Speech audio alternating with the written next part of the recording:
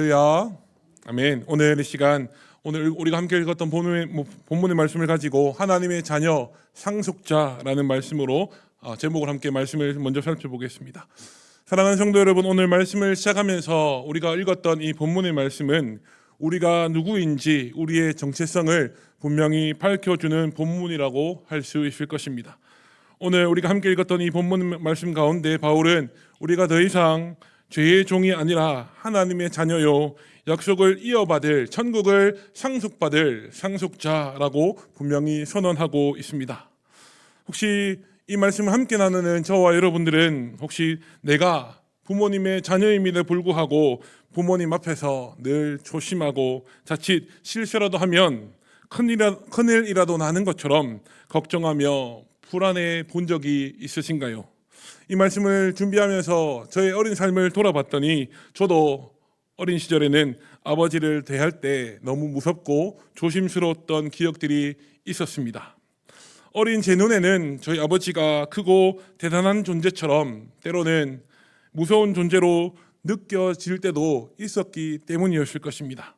그래서 내가 아버지의 아들이다, 부모님의 자녀다라는 것을 미처 생각하지 못하고 마치 주인에게 큰 죄를 지은 종처럼 죄인처럼 행동하던 때가 있었다라는 거죠. 오늘 우리가 함께 읽은 이 말씀은 우리가 믿음과 은혜 안에서 종처럼 살지 아니하고 하나님의 아들 딸로서 담대하게 살아가야 한다라고 우리에게 권면하고 있습니다. 먼저 우리가 함께 읽었던 1절 말씀에 가서 보면 바울은 이렇게 이야기합니다. 1절 함께 읽어보겠습니다. 시작. 내가 또 말하노니 유업을 이을 자가 모든 것의 주인이니 이것을 동안에는 종과 다름이 없어서. 아멘. 아들이라 할지라도 어릴 때에는 종과 다르지 않다라고 사도 바울은 분명히 1절 말씀에 이야기하고 있다라는 겁니다. 분명히 유업을 받아야 할 아들이지만 아직 어리다라고 한다면 후견인과 청지기의 관리 아래에 있기 때문에 마치 종처럼 지낼 수밖에 없다, 종과 다름이 없다라고 바울은 이야기하고 있다라는 거죠.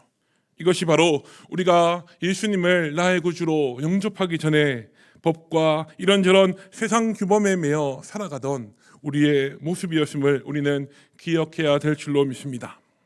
여러분, 혹시 운전하시는 분들 중에 내가 처음 가는 길, 내가 모르는 길을 가면서 오직 내비게이션에만 의존하며 다녀본 경험들이 있으시겠지요. 내가 전혀 모르는 길을 갈 때는요, 기계가 시키는 대로 좌회전하라 하면 좌회전하고 우회전하라 하면 우회전하고 또 유턴하라 하면 유턴하며 그 내비게이션 화면만 바라보며 따라가게 됩니다.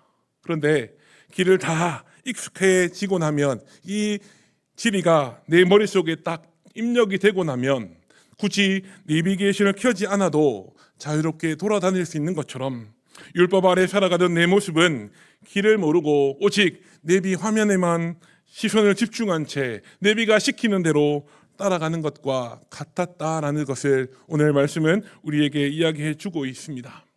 우리가 너무나 잘 아는 것처럼 출애굽기에 나오는 이스라엘 백성들 역시도 동일했습니다. 그들의 몸은 출애굽해서 이제 애굽 밖에 나와 있었음에도 불구하고 그들의 마음은 여전히 애굽에서 애굽 사람들을 섬기던 그 종의 삶을 기억하고 있었고, 종살이에서 벗어나지 못한 모습, 자유가 주어졌지만 무엇이 자유인지, 자유인은 어떻게 살아야 하는지를 모르는 삶을 살아가고 있었음을 우리는 바라보게 됩니다. 뿐만 아니라 심지어 이스라엘 백성들은 무엇이라 모세에게 항변합니까? 우리가 애굽 사람 섬기며 살아가겠다고 말하지 않았느냐? 왜 우리를 굳이 이 광야까지 이끌어내서 우리를 이 광야에서 매장지가 없는 이 땅에서 죽게 하느냐라고 불평했던 것이 바로 이스라엘 백성들이었습니다. 광야에서 모세와 하나님을 향하여 원망하고 두려움 속에 살아가던 그 모습들이 애굽에서 나와서 자유인으로 살아가는 이스라엘 백성들 가운데도 드러나고 있었음을 우리는 기억하며 이 말씀을 대해야 된다는 거죠. 우리 역시도 마찬가지 아닌가요?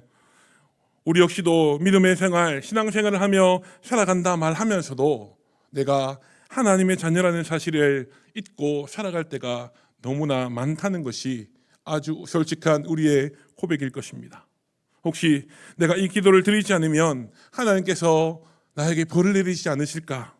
혹시 내가 예배를 못 드리면 하나님이 나를 외면하시고 하나님의 자녀가 아닌 것처럼 대우하시지는 않을까? 이런 모습들이 우리의 마음속에 있다라는 것이 아주 솔직한 우리의 고백일 것입니다. 무엇을 말하고자 하는 것입니까? 그러니까 예배 안 드려도 되고 기도 안 해도 된다 라고 말하는 것이 아니라 두려움에 매이고 형식에 얽매여 있으면서 세상들이 제시하는 기준에 이리저리 끌려다니는 모습들이 신앙생활을 하며 하나님의 자녀라고 말하는 우리의 삶 가운데도 여전히 남아있다라는 것입니다. 그런 내 모습이 깨달아지고 그런 내 모습들이 나의 눈에 보일 때마다 나는 더 이상 종이 아니라 하나님의 자녀라는 사실을 다시 한번 내 마음속에 되새기며 믿음으로 하나님의 자녀다운 삶을 살아가시는 저와 여러분들이 다 되실 수 있기를 간절히 소망합니다. 두 번째 4절과 5절 말씀에 가서 보면요, 때가 참해라는 이 말씀으로 시작합니다. 우리 4절과 5절도 함께 읽어보겠습니다. 때가 참해 시작. 때가 참해 하나님이 그 아들을 보내사 여자에게서 나게 하시고 율법 아래에 나게 하신 것은 율법 아래에 있는 자들을 속량하시고 우리로 아들의 명분을 얻게 하려 하심이라. 4절 말씀은 어떻게 시작합니까? 때가 참해라는 말로 4절 말씀은 시작하고 있음을 우리는 바라보게 됩니다. 바울이 이 갈라디아서를 기록하면서 때가 참해라는 말을 의도적으로 기록함으로 말미암아 하나님이 아들을 이 땅 가운데 보내신 그 사건, 그 예수님의 성육신 사건이 우발적으로 일어난 사건이 아니라 하나님의 완전한 계획 안에 진행된 일이었다는 점을 바울은 분명히 밝히고 있습니다. 하나님이 예비하신 때, 하나님이 작정하신 때가 있었고 그 때가 참해, 그 때가 이름에 하나님은 그 아들 예수 그리스도를 이 땅에 보내셨다라는 거죠. 우리는 이 4절 말씀을 통하여 무엇을 깨닫게 됩니까? 우리가 믿는 하나님, 우리의 주인이신 하나님은 하나님의 때에 하나님의 방법으로 하나님의 일들을 온전히 이루시는 분이라는 사실을 우리는 이 4절 말씀을 통하여 다시 한번 깨닫게 된다라는 것입니다. 그리고 이어지는 말씀을 보게 되면 하나님은 그 아들 예수 그리스도를 여자에게서 또 율법 아래에서 나게 하셨고 율법 아래에 있는 자들을 다 속량하셨다라고 바울은 기록하고 있죠. 예수님은 우리와 같은 육신을 가지고 이 땅에 오셨고 또 율법 아래 태어나셔서 그 율법을 완전히 이루셨고 우리의 모든 죄를 온전히 완벽하게 속량하셨음을 바울은 오늘 말씀을 통하여 기록합니다. 십자가에서 우리의 모든 죄를 속량하시고 다 이루었다라고 선포하신 그 예수님 덕분에 우리는 율법의 중에서 하나님의 아들이 되는 우리의 신분이 변화되는 경험들을 하게 되었다라는 것을 바울은 오늘 우리에게 이야기하고 있다라는 겁니다. 이 사실을 너무너무 쉽게 비유로 설명하는 것이 누가복음 15장에 나오는 탕자의 이야기일 것입니다. 탕자의 이야기의 내용을 너무너무 잘 아시겠지만 내용을 요약해서 말씀드리면 이렇습니다. 자기에게 돌아올 유산, 자기가 물려받을 재산을 미리 아들이 받아서 아버지를 떠나 먼 타국에 가게 됩니다. 또 먼 타국에 가서 흥청망청 내게 주셨던 아버지의 재산을 다 날려버리고 나서 먹을 것이 없어서 돼지가 먹는 쥐염 열매를 먹고자 했으나 그마저도 주는 이가 없어 먹지 못하는 상황에 처해 있었다라고 기록합니다. 그리고 그 아들이 내가 아버지 집으로 돌아가서 아버지의 아들이라는 이름을 내가 갖지 못하고 종의 한 사람으로서 아버지께서 나를 받아주시기를 바라는 마음으로 아버지 집으로 돌아가게 됩니다. 그 아들이 먼 타국에 가서 자신의 재산을 다 탕진한 이후에 아버지의 집으로 돌아왔을 때에 아버지는 어떻게 그 아들을 맞아 주었다고 성경은 기록합니까? 그 아버지는요, 아들을 종으로 대하지 아니하고 죽었다가 다시 살아난 아들, 잃었다가 다시 찾은 아들로서 그 아들을 맞이해 주었음을 우리는 성경 말씀을 통하여 보게 됩니다. 그 아버지는 그 아들, 죽었다가 살아난 아들, 잃었다가 다시 찾은 그 아들을 다시 내 품에 안고 너무너무 기쁜 마음으로 그 아들에게 좋은 옷을 꺼내서 입히고 반지를 끼워주며 그 아들을 위하여 잔치를 베풀어 주었다라고 성경 말씀은 분명히 기록하고 있습니다. 이처럼 내가 어떤 대단한 일을 해서가 아니라 십자가에서 나의 모든 죄를 속량하신 그 예수님 덕분에 하나님의 아들과 자녀라는 지위를 우리는 회복하게 되었다라는 것입니다. 이 하나님의 아들과 자녀라는 지위를 회복하기 위하여 내가 한 것은 아무것도 없기에 우리는 그것을 온전한 하나님의 은혜라고 부른다라는 거죠. 부모님들이 자식과 함께 새 집에 이사 갔다고 생각해 봅시다.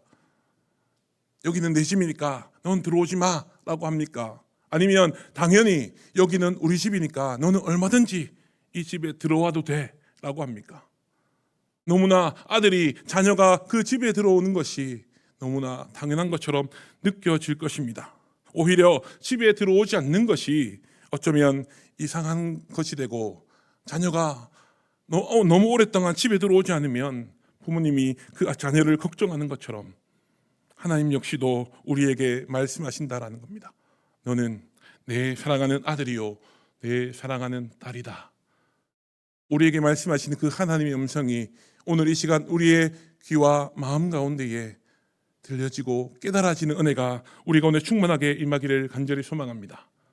너는 내 사랑하는 아들이요 사랑하는 딸이다 말씀하시는 그 하나님의 음성이 복음이 우리에게 부여하는 은혜인 줄로 믿습니다.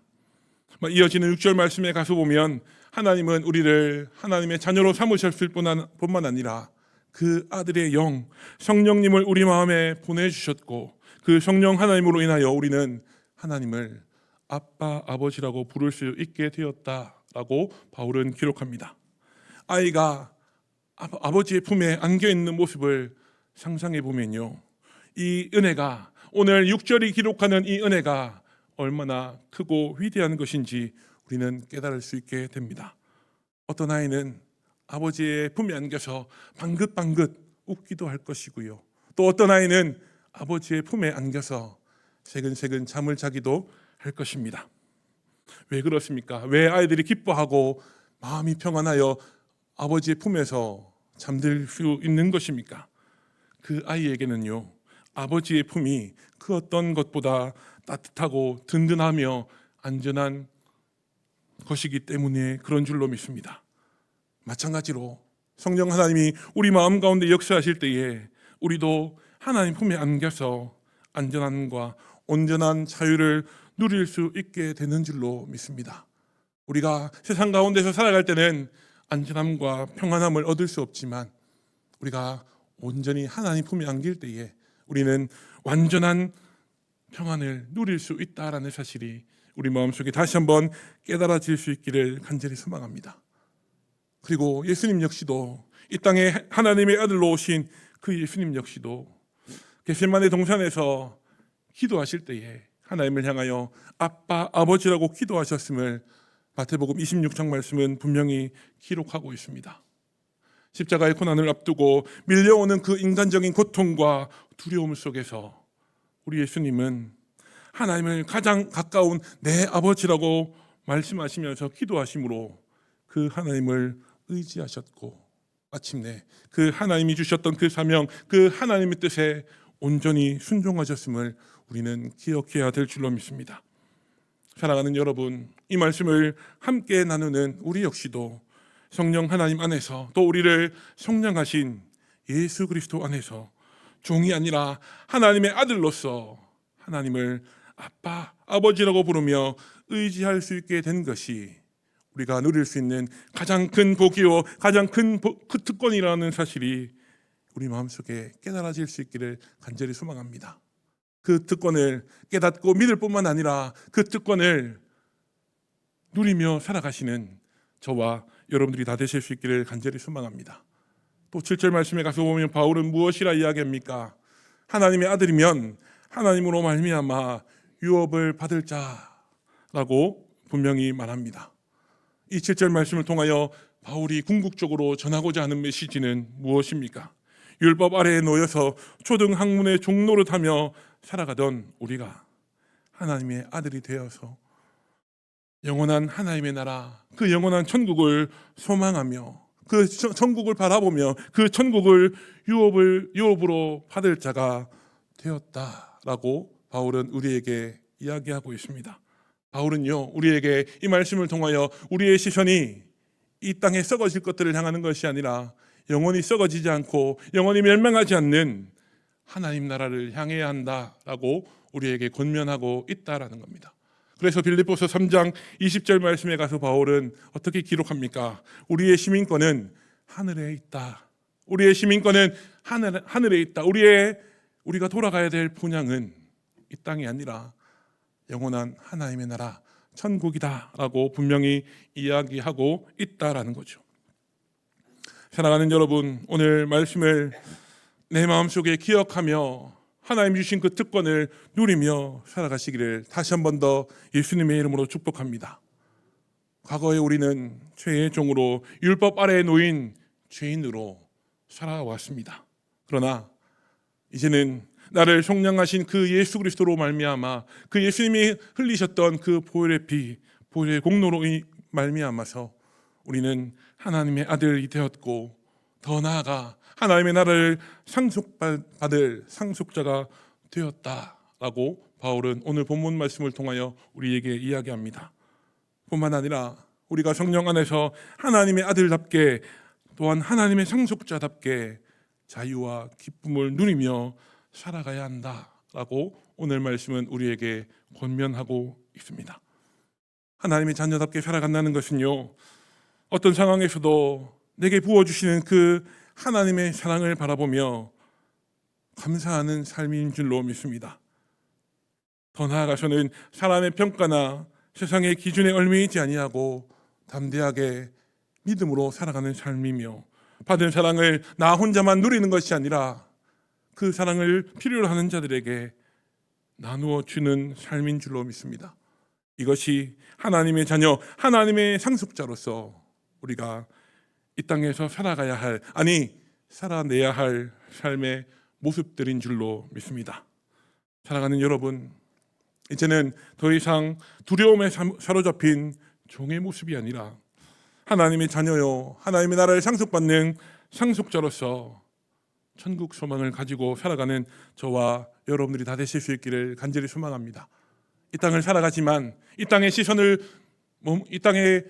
두지 아니하고 우리가 돌아가야 할 본향, 그 영원한 하나님의 나라 천국에 우리의 시선을 고정할 수 있기를 다시 한 번 더 우리 구주 예수님의 이름으로 축복합니다. 오늘 함께 나눈 말씀의 제목처럼 나는 하나님의 자녀요, 하나님의 상속자라는 믿음으로 담대하게 내게 주어진 삶을 믿음으로 살아가시는 대구동성의 모든 믿음의 권속들이 될 수 있기를 다시 한 번 더 우리 구주 예수님의 이름으로 축복합니다. 함께 기도하겠습니다.